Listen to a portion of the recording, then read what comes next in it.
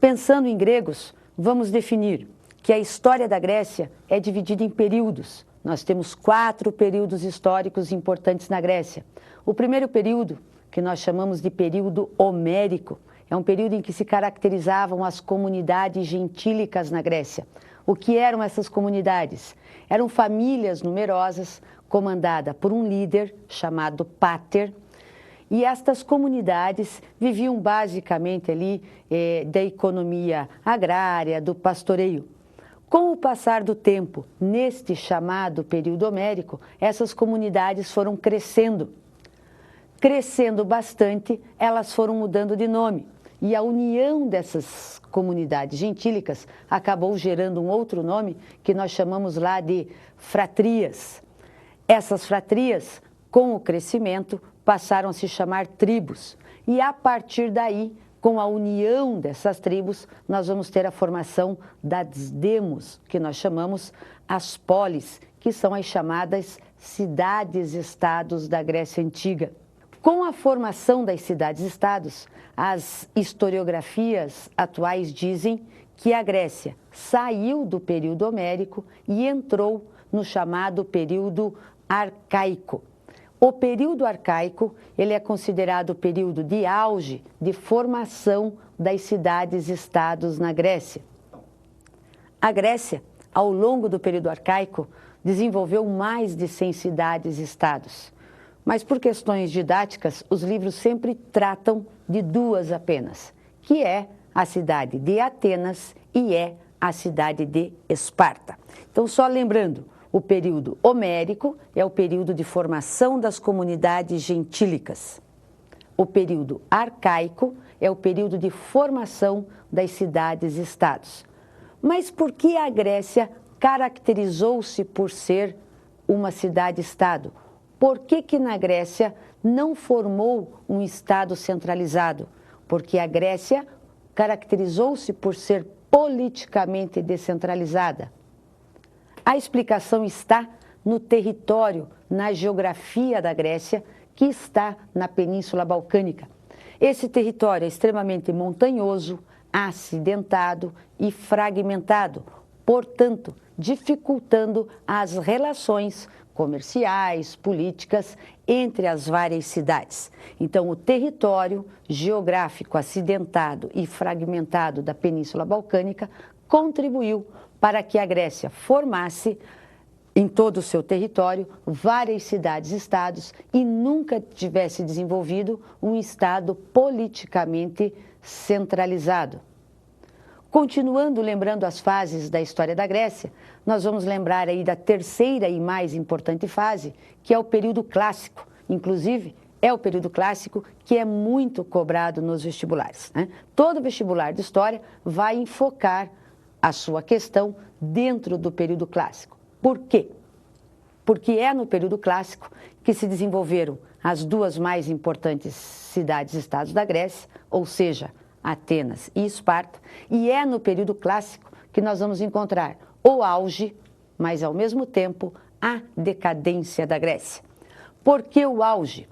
Porque a Grécia, algumas cidades-estados, envolveram-se em guerras externas. Quais foram essas guerras? As batalhas que os gregos envolveram junto com os persas. Ou seja, a Grécia, várias cidades-estados se uniram sob a liderança de Atenas, que para combater os persas formou uma confederação de Delos, ou Liga de Delos. A Liga de Delos foi a união de várias cidades-estados gregas sob a liderança de Atenas contra os persas. Essas guerras serviram para gerar, para refletir a hegemonia, a supremacia ateniense sobre as demais cidades-estados. Ao longo de vários anos, ocorreram várias batalhas, até por fim, a vitória total dos gregos sobre os persas. Mas por que gregos e persas brigavam? Gregos e persas brigavam pela hegemonia do mar Egeu. Obviamente, quem tivesse esta hegemonia teria uma preponderância econômica e política sobre a região. Por causa desta briga, as guerras entre gregos e persas ficaram conhecidas na história como o nome de guerras médicas. Não se sabe por quê, mas os gregos chamavam os persas de medos e, por causa disso, acabou se denominando de guerras médicas ou guerras greco-pérsicas. E qual a principal consequência dessas guerras médicas para o mundo grego? A principal consequência foi que Atenas passou a ter uma liderança sobre as demais cidades-estados. Isto gerou o apogeu ateniense. E este apogeu ateniense está quando? Aonde? Atenas, ela fica numa região da Grécia, da Península Balcânica, numa região chamada Ática. Então, nós vamos dizer que nós vamos ter a dominação da Ática sobre toda a Península Balcânica. E o principal momento em que Atenas vai ter esse domínio é o século V. Então, não esquece, o século V AC, o século V antes de Cristo, é, portanto, o século de ouro para Atenas, porque foi o período em que, após as guerras médicas, Atenas passou a ter esta liderança. E quem vai ser o principal governante deste período de ouro de Atenas? Péricles, esse principal governante de Atenas, ele estendeu conquistas gregas por outras regiões e a gente diz que ele estabeleceu na Grécia o apogeu da democracia ateniense. Então, nós dizemos que a democracia na Grécia, que é uma característica de Atenas, começou com um governante chamado Clístenes, que é o pai da democracia, e este auge da democracia grega desenvolveu-se ao longo do século V no governo de Péricles.